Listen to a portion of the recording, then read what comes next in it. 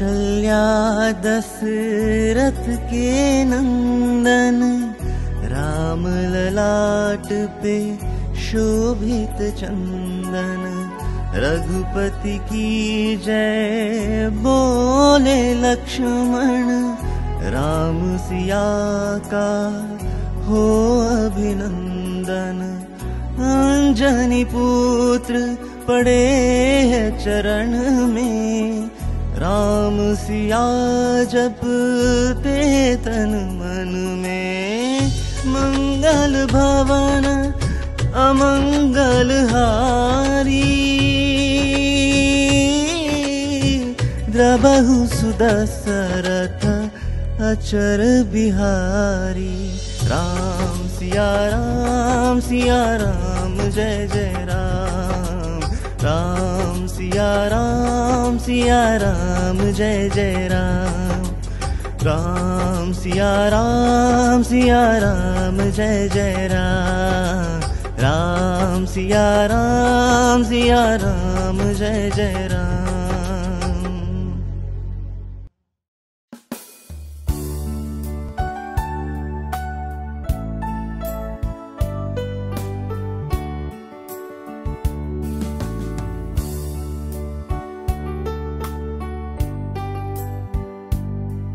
नारायण आणि नारायणी तत्वाला माझा नमस्कार।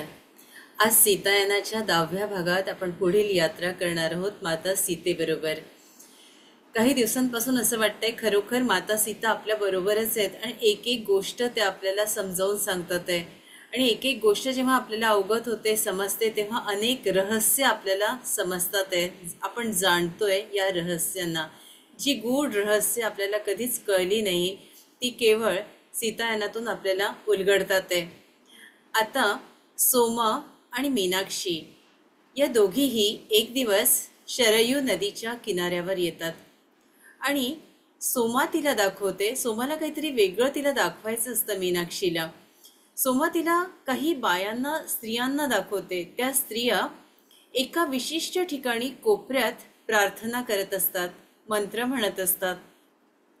एक अद्भुत वातावरण तिथे निर्माण झालेलं असतं आणि त्याचं गारुड असं असतं की मीनाक्षी मोहरून जाते। तिला असं वाटतं बाप रे, असे मंत्र असं वातावरण मी माझ्या आयुष्यात कधी बघितलेलंच नव्हतं।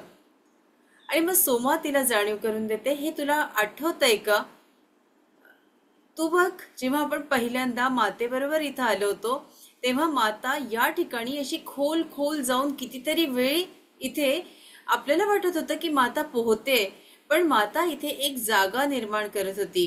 तर गुहेसारखी अशी तिनं एक जागा निर्माण केली होती आणि नंतर माता बराच वेळ इथे प्रार्थना करत होती। हे सगळे संदर्भ तिनं मला दिले। तुला आठवतं का ग या सगळ्या गोष्टी? आणि मला सगळ्या गोष्टी स्मरायला लागल्या। हो, माता नेमकी याच जागेत होती आणि तिनं ध्यान केलं, तिने काहीतरी मंत्र म्हटले। तेव्हा तर माझं लक्ष नव्हतं, पण आता मात्र मला एक एक गोष्ट समजायला लागली।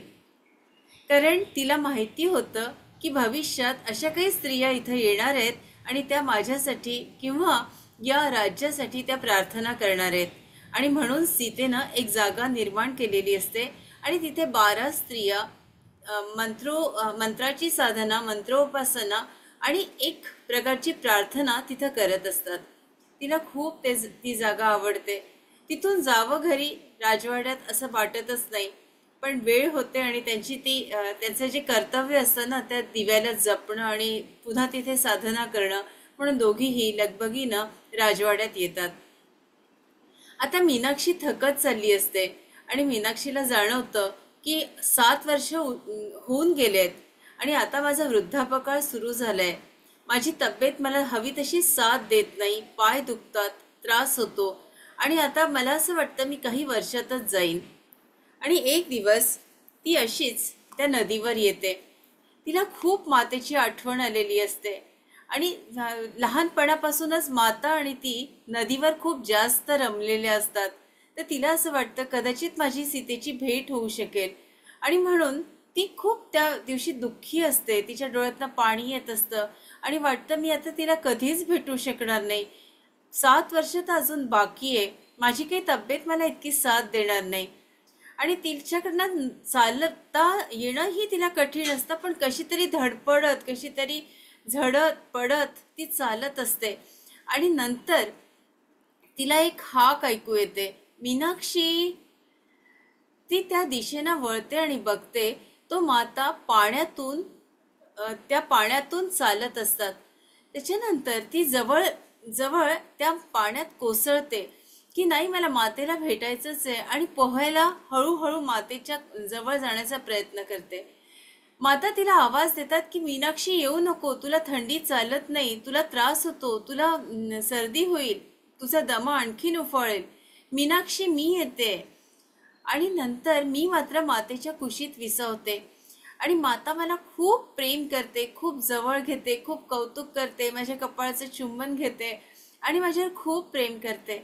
मला म्हणते, बघ, तू माझी आठवण केली होतीस ना, मी आली आहे. आणि नंतर माता आपल्या अंगावरची एक शाल मीनाक्षीच्या अंगावर घालते. तिला खूप बरं वाटतं आणि तिला थोड्या वेळाने ती नदीचा किनाऱ्यावरून माता सीता तिला सांगतात की मी आता माझ्या स्थानाला जाणार आहे आणि तू आता राजवाड्यात जा. आणि नंतर ती ती शाल पांघरून राजवाड्यात येते आणि नंतर सोमा तिथंच बसलेली असते. सोमाला म्हणते, बघ, मला आज माता भेटली, ही शॉल बघ, तिनं माझ्या अंगावर घातली आहे. आणि तिची इतकी सुंदर वस्त्र होते ग, अशी लाल रंगाची छान अशी बुट्ट्या बुट्ट्याची साडी तिच्या अंगावर होती. हे सगळं वर्णन सोमा करत असते. आणि सोमा जेव्हा वर्णन करते तेव्हा मीनाक्षी जेव्हा वर्णन करते तेव्हा सोमा तिच्या डोळ्यात डोळे घालून बघत असते. बघ, ही शॉल आणि हे वस्त्र, आणि जे वस्त्र काढून ठेवलं असतं आणि जी शॉल असते ती तीच असते जी मीनाक्षीला माता ज्या ह्याच्यात वस्त्रात दर्शन देते, ते वस्त्र आणि शॉल तीच असते. व ती म्हणते, मातेची शॉल आणि जे वस्त्र होते ते तर गच्च ओले झाले होते, इथे कोरडे वस्त्र कसे? त्यावर सोमा तिला सांगते की तुझा विश्वास बसावा की ती तुला भेटायला आली होती, म्हणून तेच वस्त्र तिने तुला दाखवले आणि ती तुला भेटून गेली. ही गोष्ट खूप छान आहे. आपल्यालाही जाणवतं की आपल्याला जेव्हा जेव्हा आठवण येते तेव्हा कुठल्या ना कुठल्या रूपात देवी आपल्याला दर्शन देते. भलेही ती एखाद्या स्त्रीच्या रूपात असू दे, कुठल्या मैत्रिणीच्या रूपात असू दे, किंवा एखाद्या स्वप्नाच्या माध्यमातून आपल्याला जाणवतं की आपला प्रश्न, ज्या गोष्टीवर आपण खूप विचार करत होतो, ती गोष्ट त्याच्यातून आपण हळूहळू बाहेर पडतो. स्वप्न आपल्यासाठी खूप महत्त्वाची असतात. त्याच्यामुळे ह्याच्याद्वारे मी आपल्याला सांगू इच्छिते, जे स्वप्न आपल्याला पडतात ते टिपून ठेवा आणि त्याचा अर्थ स्वतः शोधा, तुम्हाला तो अर्थ नक्कीच गवसेल. एक दिवस काय होतं की मीनाक्षी खूप आजारी पडते आणि तिला जाणवतं की आता तर आपली तिच्याशी म्हणजे मातेची भेट होणार नाही. आणि मग ती सोमाला म्हणते की सोमा, मी आता थकत चालली आहे, हा माझा शेवटचा काळ आहे, आता उमेदच नाही, पण मला असं वाटतं मातेची सेवा जन्मोन जन्मी माझ्याकडून व्हावी. माता मला आता नक्कीच कधी ना कधी लवकरच भेटेल. आणि ती ही पण वाक्य उच्चारते की सोमा, तू पण मातेची अशीच वाट बघतेस न ग, जशी मी बघते. त्याच्यावर सोमा हसून तिला म्हणते, मुळीच नाही, मी मातेची अजिबात वाट बघत नाही. हिचा अजून मोठे मोठे डोळे करून मीनाक्षी तिच्याकडे बघते. असं कसं म्हणू शकते की मी मातेची मुळीच वाट बघत नाही? कारण माता माझ्यापासून कधी वेगळी झालीच नाही. किती सुंदर वाक्य आहे. सीतायनातील एक एक वाक्यातून आपल्याला किती अर्थ गवसत जातात की माझा परमेश्वर माझ्यापासून वेगळा झालाच नाही. जेव्हा आपण या भावनेतून बघू की ज्याच्यावर तुम्ही विश्वास ठेवता, मग ती माता पार्वती असू दे, लक्ष्मी असू दे, किंवा श्रीराम असू दे, महादेव असू दे, ज्याला तुम्ही मानता, ज्या गुरूंना तुम्ही मानता, ते गुरु जर माझ्यातच आहे तर मी आणि ते वेगळे नाहीच ना, आम्ही एकच आहोत. म्हणजे मला जे उत्तरं मिळतील ते माझे गुरुच मला उत्तरं देणार आहेत. मग कितीही मोठे संकट येऊ दे, कितीही मोठे प्रश्न येऊ दे, माझा गुरु हे सगळं बघतोय, त्याच्यावर मला विश्वास ठेवायचा आहे आणि तोच बघणार आहे, तोच सगळ्यांना जपणार आहे. मी तो वेगळा नाहीच आहे, तो तर माझ्यात आहे. खूप सुंदर हे आहे. आणि नंतर मीनाक्षी या जातात. दुसरा जन्म जो आहे तो पुन्हा प्राचीन अयोध्येत अनसुया या रूपानं त्या घेतात. याच्यात त्यांचे आईवडील क्षत्रिय आहेत आणि ही जी मुलगी आहे ही लहानपणापासूनच माता सीतेची भक्ती करणारी असते, श्रीरामाची पूजा करणारी असते. आणि जेव्हा अनसुया 7-8 वर्षाची असते तेव्हा श्रीराम अनंतात विलीन होतात. ही मोठी होते तेव्हा हिला विवाह करण्याची इच्छाच होत नाही. आणि नंतर मग घरचे लोक कारण शोधत असतात हिला असं का होतं. आणि नंतर त्यांना कळतं की इथे एक सीता मातेची जी सेविका आहे ती अजूनही अयोध्येत आहे आणि ती अनेकांचे प्रश्न सोडवते, अनेकांना भेटते, दर्शन देते, आशीर्वाद देते आणि तिच्यामुळे अनेकांच्या आयुष्यात सगळा अंधार जो होता तो दूर झालाय. तर कोणीतरी त्यांना सुचवतं आणि नंतर मग या सोमाच्या पर्यंत त्या ही अनसुया म्हणजे या मागच्या जन्मातली मीनाक्षी, या जन्मातली अनसुया, तर ही तिथे जाते. ते वर्णनं खूप आहेत, इतके मी घेऊ शकत नाही कारण आपल्याला सीतायनाकडे आपण मुख्य फोकस करतो आहे. तर त्यांची जी कुटी असते सोमाची, त्या सोमाची कुटी कशी असते त्याचं वर्णन आहे. ती कसं सीतेची प्रतिमा ठेवली असते, तिथल्या जवळपासच्या फुलांनी ती कशी आपल्या छोटीशी कुटी सजवते, कसं नैवेद्य दाखवलेला असतो आणि नंतर तिचं कसं श्रद्धा असते, लोक कसे तिला मानतात, ठिकठिकाणून लोक येतात आणि इतके लोकांची सोय ती कशी मागच्या भागाला त्यांच्यासाठी छान स्वयंपाक करत असते. सगळी वर्णनं त्याच्यात आलेली आहे. आणि ही जेव्हा मुलगी जाते अनसुया तेव्हा ती तिला जवळ बोलवते आणि नंतर म्हणते, हां ती तू तू आहेस वय, मला भेटायला आली आहेस इतक्या वर्षांनी. आणि नंतर मग ती तिच्याशी संवाद साधते आणि मग दोघींची ओळख होते की ही मागच्या जन्मी मीनाक्षी होती आणि ही सोमा होती. कशा दोघी मैत्रिणी होत्या आणि या जन्मात त्या कशा भेटल्या. कारण आपल्या घरातील मंडळी, आपल्या शेजारी पाजारी अनेक जन्मापासून आपण भेटत आलेलो असतो. इव्हन आपण समूहात, आपण ऑनलाईनच्या माध्यमातून आज भेटतोय, पण मागच्या जन्मी आपले कसे संबंध आले होते हे तुम्हालाही आपण जेव्हा ह्याचं सेशन घेतो तेव्हा अनेकांना आज्ञाचक्रातून दिसतं की हा माझा भाऊ होता, ही माझी बहीण होती, ही माझी आई होती. तर असे अनेक जन्म आपल्यालाही उलगडत जातात, कळत जातात. तर इथे यांचा हा जन्म दाखवलेला आहे. आणि नंतर ती सांगते तिला की ही तिला प्रश्न विचारते, प्रत्येक प्रश्न की तुला कसं ग कळायचं तेव्हा सोमा की माता सीता कुठे आहेत, त्या काय बोलतात आहे, काय नाही बोलत आहे, कुठल्या कुटीत गेल्या, हे सगळ्या गोष्टी तुला कळायच्या. तर हे कसं होत होतं. तर तेव्हा ती तिला सांगते की तो जो दिवा ठेवला होता मातेनी, तो दिवा एक माध्यम होतं. मातेनी एक मार्ग मला दाखवला होता की त्या जिथे जिथे जातील तिथल्या तिथल्या गोष्टी माझ्यापर्यंत मला पोचत होत्या, कळत होत्या. म्हणजे त्याच्यात ती सांगते की लंकेला पोचेपर्यंत हा मार्ग खुला होता, मग लंकेला गेल्यानंतर मात्र हा मार्ग बंद झाला. आणि या माध्यमातून त्यांना कोण कोण पाहत होतं, तर जनका बाबांना समजत होतं आणि दुसरी तिने माझ्यावर कृपा केली होती त्याच्यामुळे मला कळत होतं. तर त्याच्यानंतर एकदा मला असं दिसलं की ऋषी अत्री आणि अनसुया मातेच्या त्या जेव्हा गुहेत गेल्या होत्या तेव्हा हे दोघं त्यांच्याशी काय बोलतात आहे.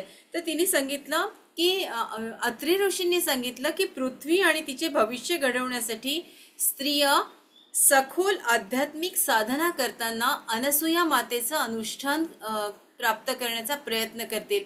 त्यांची कृपा झाली तर अनेकांना अनेक रहस्य उलगडतील. हे पण एक मोठं सिक्रेट आहे की आपण ध्यानाच्या माध्यमातून जर अनसुया मातेशी आपण एकरूप झालो, त्यांची ऊर्जा आपल्याला मिळाली, तर आपल्याला अनेक रहस्य आपल्या आयुष्यातील सुद्धा कळत जातील, उलगडत जातील.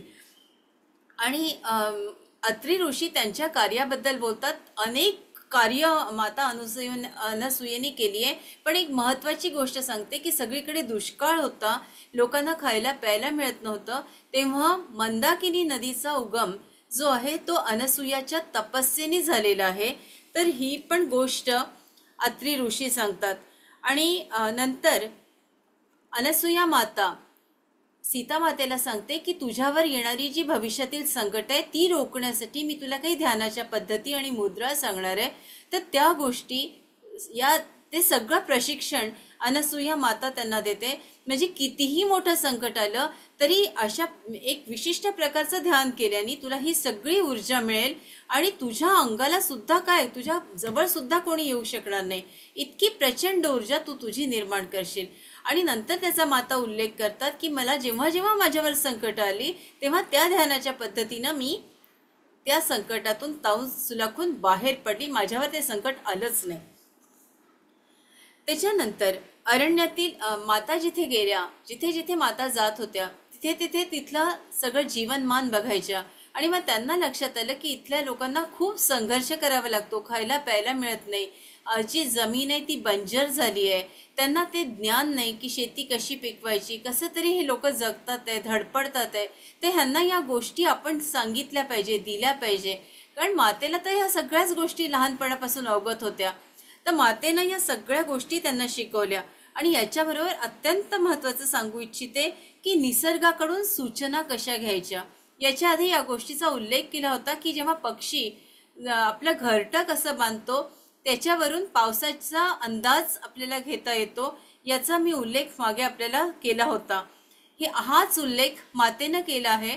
आणि याच्यानंतर वाऱ्याच्या दिशेनं म्हणजे वाऱ्याची दिशा कुठल्या बाजूनं वारा येतोय, मग तो जर त्या दिशेनं वारा येत असेल तर नेमकं काय होणार आहे, तर प्रत्येक दिशेचा अंदाज मातेनं दिलेला आहे. त्याच्यानंतर जर एखादी गोष्ट तुम्हाला एखाद्याला पोचवायची असेल तर त्या वाऱ्याबरोबर आपल्याला कसा तो मेसेज पाठवता येतो हे सुद्धा मातेनं शिकवलं. पक्ष्याच्या उडण्याच्या वेळा ज्या असतात त्यावेळेला त्या पाखरांशी कसं हितगुज करायचं म्हणजे ती गोष्ट आपल्याला ब्रह्मांडात पोचवता येते, या सुद्धा गोष्टीचा म्हणजे ह्या गोष्टी आपल्याला कधीच कळणार नाही अशा गोष्टी मातेनं आपल्याला शिकवलेल्या आहेत. नंतर नेहमी वसुंधरा मातेबद्दल तुम्ही कृतज्ञता व्यक्त करा, म्हणजे तुम्हाला कसं संकटांवर मात करता येते ही सुद्धा गोष्ट मातेनं सांगितलेली आहे.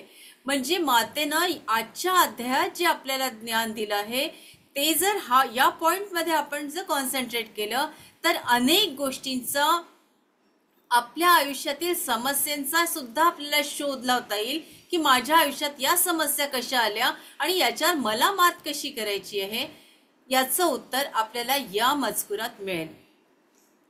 त्याच्यानंतर मातेनं अत्यंत महत्त्वाचं गोष्ट सांगितलंय की वाटून घेण्याचं तत्व, जे आता आपल्या म्हणजे आपल्या मध्ये जरी असलं तरी आपण बघतो की हम दो हमारे दो आता तर एक झालंय. आणि त्याच्यामुळे क्षमा करा, वाटून घेणं हेच मुलांना माहिती नाहीये. अनेक ठिकाणी मी सांगते की इव्हन पाणी सुद्धा फ्रीजमधलं देऊ इच्छित नाही शेजारच्याला. कारण काय तर नाही कशाला आपण द्यायचं, मग आपल्याला लागलं तर मग अरे फ्रीजमध्ये तुम्ही कधी बाटली टाका 10 मिनिटात थंड होतं, पण ते दुसऱ्याला द्यायचं नाही, हे किती चुकीचं. किंवा आपल्या घरातली वस्तू कोणी मागतंय आणि नाही माझ्याकडे तर नाहीच आहे, माझ्याकडे संपलंय, अशा सुद्धा स्त्रिया असे सुद्धा पुरुष आपल्याला दिसतात की ज्यांना मदतच करायची नसते दुसऱ्याला. तर माता इथे खूप या गोष्टीवर फोकस करतात की तुमच्याजवळ जे आहे ते तुम्ही वाटून खा. एक गोष्ट असेल तर ती 4 जणांना द्या, त्याच्यामुळे काय होणार हे तुम्हाला भविष्यच सांगेल.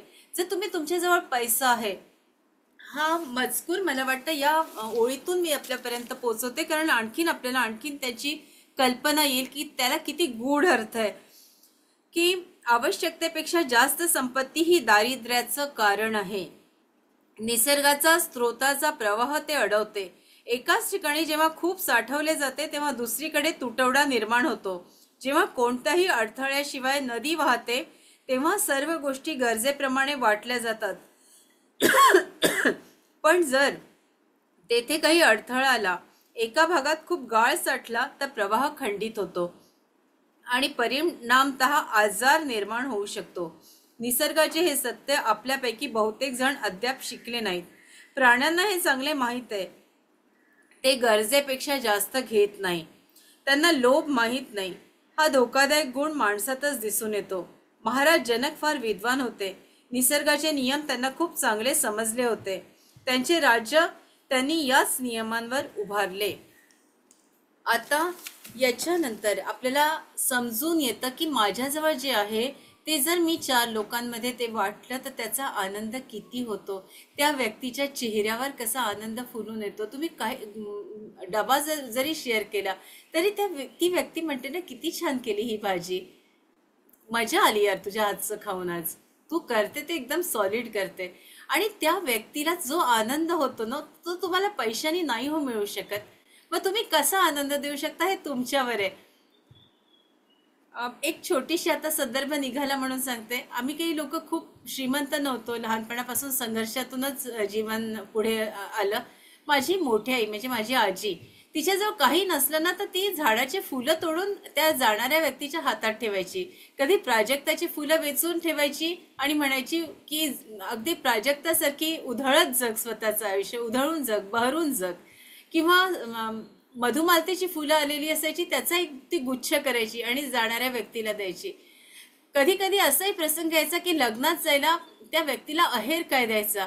मग एक गुलाबाचं रोपटं आणायची, त्याला छान अशी कव्हर लावायची आणि त्याला ती ते रोपटं त्याच्या हातात द्यायची. पण त्या प्रसंगांना ती म्हणायची की लग्नात आणि दुःखात बेटा जावं, आपल्या जवळ जे आहे ते द्यावं, पण संकोच करू नये. मला ही गोष्ट खूप महत्वाची वाटली आणि म्हणून आज बोलता बोलता ही गोष्ट आपल्याशी शेअर केली. त्याच्यानंतर सुरुवातीच्या दिवसात माता थोडी आजारी पडत होती. पण स्वतःलाच तिला औषधं कळायची आणि ती श्रीरामाला सांगायची की अमक्या ठिकाणी जाऊन हे औषध तुम्हाला गवसेल, हे माझ्यासाठी आणा, आणि स्वतःला हील करायची.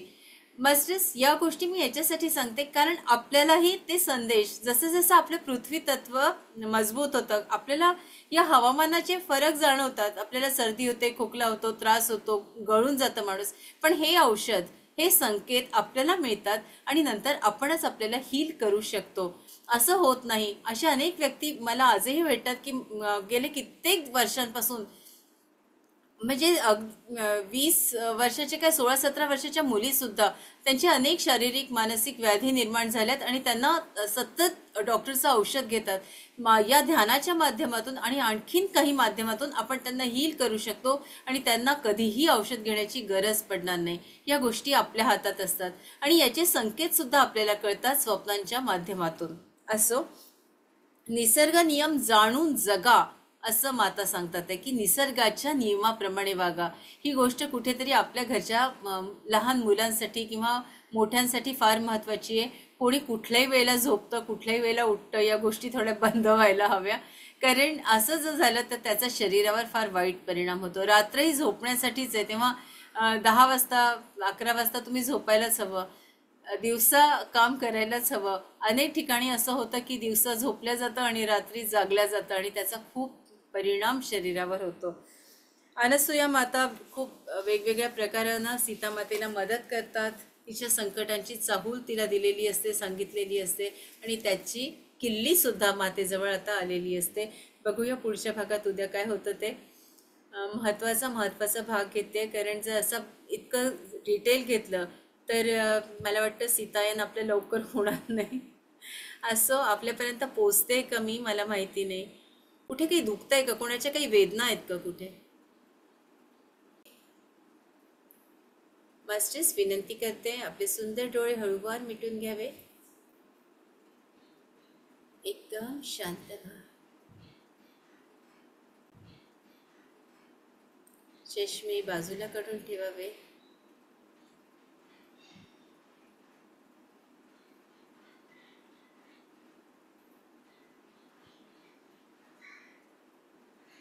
फील करा मास्टर्स,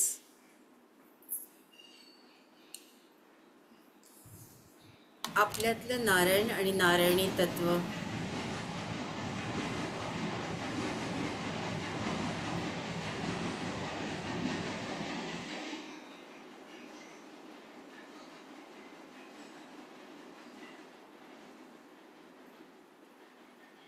आपल्या गुरूंना दंडवाद, प्रणाम.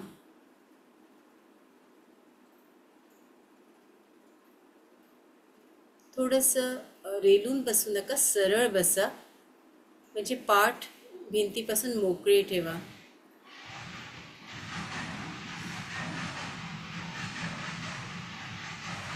अनेक जन्माचं कर्म जे आहे ते आपल्या स्पायनल कॉर्डवर आहे.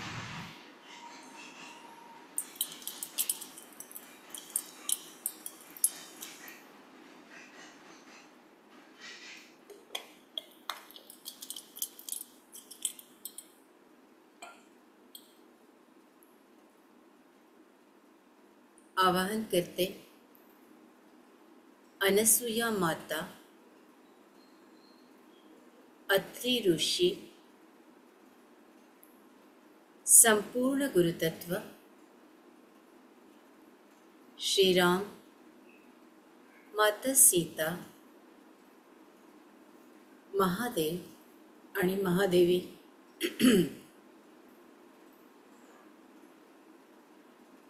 मास्टर्स,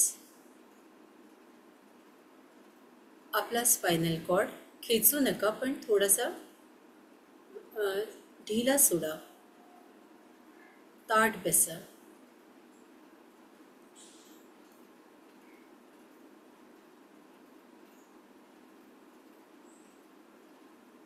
पृथ्वी तत्वाशी आपण पूर्णपणे एकरूप झालेला आहात.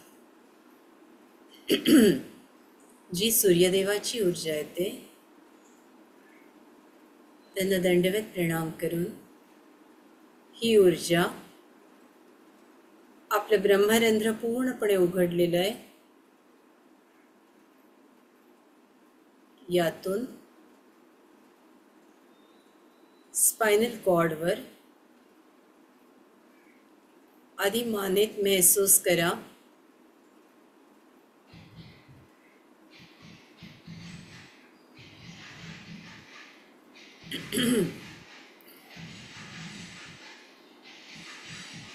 पूर्णपणे विशुद्ध चक्रात आणि मानेच्या मागच्या भागात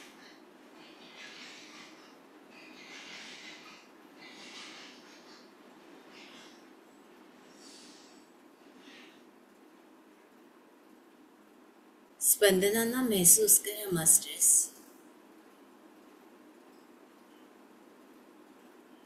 हळूहळू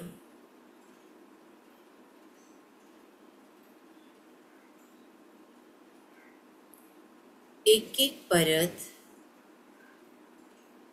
ही ऊर्जा खाली खाली उतरते.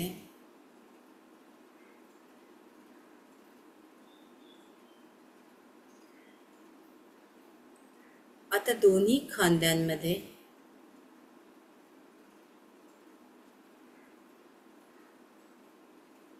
आणि हातांच्या बोटांपर्यंत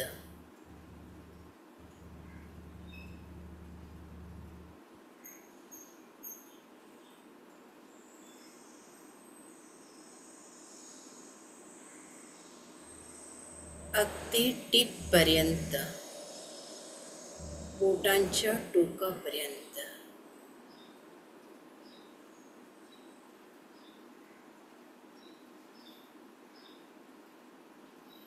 मास्टर्स, संपूर्ण लक्ष खांद्याच्या त्या लाईनवर द्या.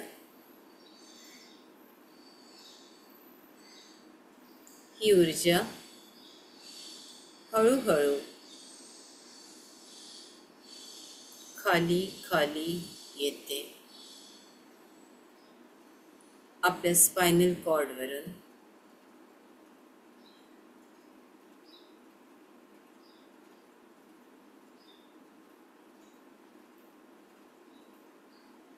ही ऊर्जा अतिशय सुदिंग आहे,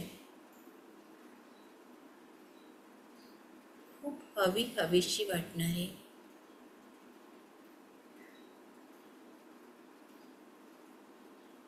फील करा masters, just feel it.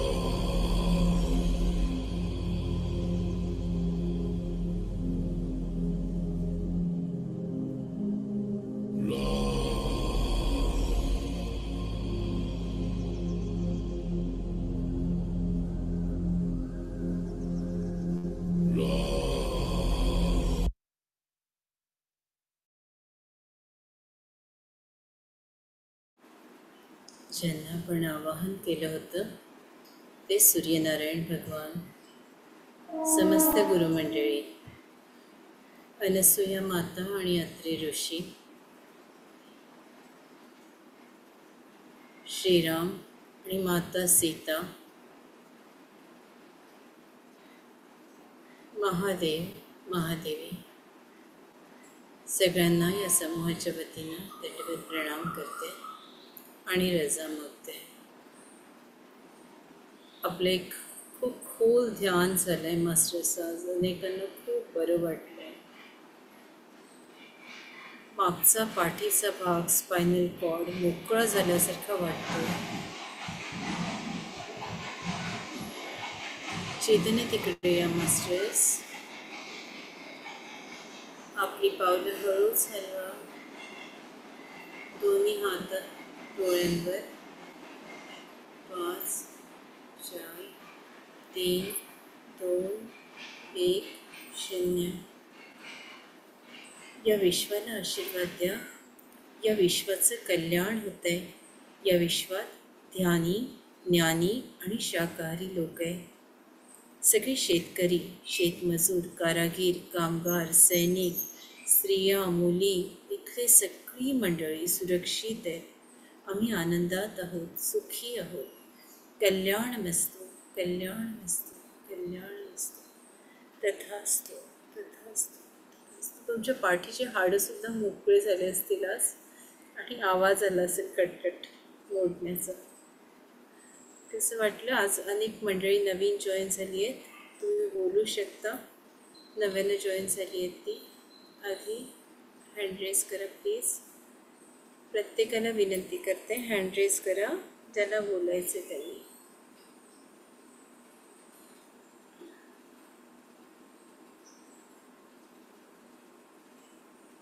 Music बरोबर होतं? तुम्हाला नीट आवाज आला?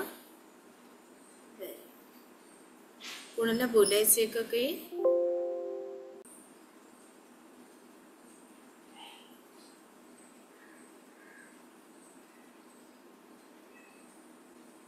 आज नवीन कोण मंडळी होती? जरा ओळख करून देऊ शकता का? म्हणजे तुम्ही माझ्याशी जोडल्या जाल आणि या ध्यानाचा आपल्याला आणखीन त्याचं खोल उतरता येईल. जर तुम्ही कनेक्ट होऊ शकलात तर व्हिडिओच्या माध्यमातून. हा छान. नमस्कार होता ताई. छान झालं ध्यान. स्पायनल कॉर्डला हे वाटत होते आज व्हायब्रेशन. म्हणजे दिवसभर पण जाणवतात. तोपर्यंत दीपाली ताई बोलते. दीपाली ताई. छान झालं आजचं ध्यान. मला मेंदूमध्ये व्हायब्रेशन जाणवले, त्याच्यानंतर हृदयाच्या इथे व्हायब्रेशन जाणवले आणि बराच वेळ ना मला गोमूत्राचा वास येत होता. खूप छान. याचा काय याचा काही अर्थ आहे का? पृथ्वी तत्व जेव्हा तुम्हाला आता हळूहळू कळायला लागतंय, तर गोमूत्राचा वास येणं, मातीचा वास येणं, पहिल्या पावसाचा वास येणं, फुलांचा, असे सुगंध वेगवेगळे कळायला लागतात. म्हणजे तुम्हाला ते सूचना देतात आहे की तुम्ही सीता मातेशी आता हळूहळू कनेक्ट होत आहात. खूप छान. बोला शिला. बोलू का ताई मी? हो बोला बाळाची ताई बोला. हा ताई, तेव्हा तुम्ही सांगत होतात की सीताबाईंनी त्यांना लाल साडीमध्ये दर्शन दिलं, तेव्हा मी ते सगळं डोळे मिटूनच ऐकत होती. तर लिटरली मला कोणीतरी स्वतःला, म्हणजे मला कोणीतरी हळदी कुंकू लावल्याचा मला स्पर्श झाला, म्हणून मी फटकन डोळे उघडले. तर म्हणजे तेच एक फक्त सांगायचं होतं की बाकी मला काही त्याच्यातलं कळत नाही. आणि मग नंतर ध्यान छान लागलं, ते काय हे नाही, पण मी तेवढं मला खूप असा आनंद झाला की ते तुम्ही सांगताय, वर्णन करताय आणि स्पर्श जाणवला माझ्या कपाळाला मला, म्हणून मी डोळे उघडले. आत्मचिंतन ताई, तुम्हाला नमस्कार करते. नमस्कार. मी वंदना कुराडे. पहिल्यांदा वंदना कुराडे पहिल्यांदाच ऐकलं, छान वाटलं. कुठून आलात तुम्ही? तुमचा आवाज. मी ठाकुर्लीला आहे, राहते. मीनाक्षी आहे ना कांबळी, हा त्यांची मी बहीण आहे, मामे बहीण. आता मी ठाकूरलीहून बोलते. अच्छा, पहिल्यांदाच शीला बसले. मावशींची. छान वाट हा सुजाताची पण बहीण सुजाता हावरे आहे ना. अच्छा. हा अच्छा. पहिल्यांदाच ते म्हणाले बघा तुम्ही, तर बोलले छान वाटलं एकदम ऐकल्यावर. गोष्टी लिपीमध्ये पण छान आहे, मस्त. थँक्यू. थँक्यू व्हेरी बरं मच. वाटलं म्हणजे ध्यान करून सुद्धा. हा हा मावशी. ताई मी बोलू का? हा बोला, ज्यांचं स्पीकर ऑन होतोय त्यांनी बोलावं. हा आत्मावंदन ताई. हा, आज ध्यान खूप छान झालं. आवाज येतोय ना ताई? कोण बोलतंय ते फक्त सांगा. शुभांगी शुभांगी डोंबे. हा बोला. हा आज ध्यान खूप छान झालं. हम्म. म्हणजे जो रामाचा जप जो होता तो प्रत्यक्ष हनुमान म्हणतायत असं वाटत होतं मला. हम्म. आणि पूर्ण शरीराभोवती असं एक चक्र वलय तयार होते असं वाटत होतं. आणि खूप म्हणजे खूप हलकं वाटतंय आज. म्हणजे खूप दिवसांनी म्हणजे पहिल्यांदाच असा अनुभव आलाय. छान वाटतंय खरंच. धन्यवाद ताई. बोला. हा ताई, आज ना सोन्याची मूर्ती दिसली मला, सीतेची. आणि स्पायनल कॉर्ड वर पण खूप असं सोनेरीच कलर दिसत होत. आणि ना जसं ध्यान सुरू झालं तसं माझं डोक्यात असं खूपच असं काहीतरी होत होतं. आणि नंतर एकदम शांत झालं पण थोड्या वेळाने. एकदम छान वाटलं. धन्यवाद ताई. धन्यवाद. आत्मवंदन. ताई मी बोलू? ममता. ममता बोल ना, तुम्ही बोला तुमच्या बाजूने, मी इथे ऑन ऑफ करते माझं. हा. ओके. मला स्पायनल कॉर्ड वरती खूप सुंदर प्रोसेस झाली असं जाणवलं. पूर्ण असं स्वच्छ झालंय आता. आणि ना सगळं असं माती माती कशी उडते तशी दिसली. त्याच्यानंतर ना मला चेहरे दिसत होते बरेचसे. एक दोन ओळखीचे दिसले आणि बाकी लहान बाळांचे असे असे दिसत होते. त्याच्यानंतर खूप गोंडस एक बाळाचा पण चेहरा दिसला मला त्याच्यामध्ये. माझ्या ताईचा बहिणीचा सख्या दिसला. हे दोन म्हणजे ओळखीचे दिसले. त्याच्यानंतर लास्टला म्हणजे जेव्हा आपण कपडा झटकतो ते कसं एकदम शेवटी जेव्हा म्हणजे मला एक तर ध्यानातून बाहेरच यायचं नव्हतं पहिले तर. इच्छाच नव्हती. पण मग आपण येतो ना ते यायचंय चैतन्याकडे. त्याच्यानंतर मग ते आपला कपडा झटकतो ना तसं सगळ्या शरीर म्हणजे इथपासून पायापर्यंत मला असं वाटलं की तरी आपल्याला झटकलंय आणि आता सगळं निघून गेलंय असं शरीरातून. आणि इतकं फ्रेश आणि इतकं मस्त वाटतंय ना एकदम खूपच सुंदर वाटतंय असं. वाव, फीलच वेगळं. खूप छान, खूप छान. मस्त अनुभूती ग. हम्म. म्हणजे एक दोन चेहरे दिसले, सगळे अनोळखी होते आणि हम्म. एक मुंडकं दिसलं खाली पडलेलं, हम्म. म्हाताऱ्या व्यक्तीचं होतं. पण त्याच्या आधी खूप छान व्हायब्रेशन, खूप मस्त व्हायब्रेशन संपूर्ण शरीरभर. आणि एक स्पंदन तर असं जाणवलं की एका श्वासाबरोबर वर गेलं चटकन आणि पटकन खाली आलं, हम्म. अशी स्पंदनं जाणवली. आणि पोटामध्ये जसं हृदयाचे ठोके ऐकतात तसे पोटामध्ये हृदयाचे बेंबीमध्ये ऐकायला म्हणजे अनाहत नाद म्हणतात तसं तो होत होता. आणि खूप स्पंदनं पोटामध्ये होत होती. आणि तसंच मला सोमवारी पण आहे ना मला कुंकवाचा वास आला. तो मी जणू काय म्हणजे मला कोल्हापूरचं महालक्ष्मीचं मंदिर दिसलं, त्याचे खांब वगैरे दिसले. आणि लक्ष्मीच्या मंदिराच्या शेजारी जे श्रीयंत्र आहे ती जागा आहे, त्या जागेसमोर मी उभी होते आणि 2 वेळा कुंकवाचा वास आला. तो मला सांगायचा होता, म्हटलं जेव्हा वेळ मिळेल तेव्हा सांगू. तर आज ते गोमूत्राचा वास निघाला तेव्हा मला ते सगळं आठवलं. खूप खूप धन्यवाद. सीतायान खूप छान होतंय माझ्यासाठी पण आणि इतरांसाठी पण खूप छान. धन्यवाद. छान, खूप छान. इतके छान अनुभव तुम्हाला सगळ्यांना येतात ते खूप बरं वाटतं. मला वाटतं शीला मावशींचं नाही होतंय ना मावशी? अं, हम्म. ऋताताई, एक हम्म. सगळ्यांशी शेअर करेल असा की ताई शिकवतात त्यातलं एक खूप सुंदर होतं की राम आणि हरी ज्याच्यामुळे तुम्ही खूप लवकर स्थिर व्हाल. तर मी पर्सनली हा एक्सपिरियन्स केला की ड्राईव्ह करताना मला भीती वाटत होती. काय राऊंड अबाउट एक आहे सिच्युएशन त्यामध्ये, तर मी तो राम आणि हरी 5 वेळा म्हटला आणि स्थिर झाली आणि त्यानंतर मी खूप चांगला ड्राईव्ह केला. सो स्पेशली मी मुद्दामून रिमाइंडर म्हणून, पण हा एक्सपेरिमेंट खरंच खूप चांगला आहे, की एखादी सिच्युएशन आहे की आपल्याला पटकन कंट्रोल करायची किंवा शांत व्हायचंय, तर हा फॉर्म्युला नक्की लक्षात ठेवायला पाहिजे. खूप छान. ताई, तो फॉर्म्युला परत सांगाल का? कदाचित मी तो मिस केला असू शकतो. नक्की नक्की उद्याच घेऊ. चालेल. ठीक आहे. चालेल. भेटूया सगळे. नमस्कार मावशी. सॉरी. जय श्रीराम. जय श्रीराम. जय श्रीराम.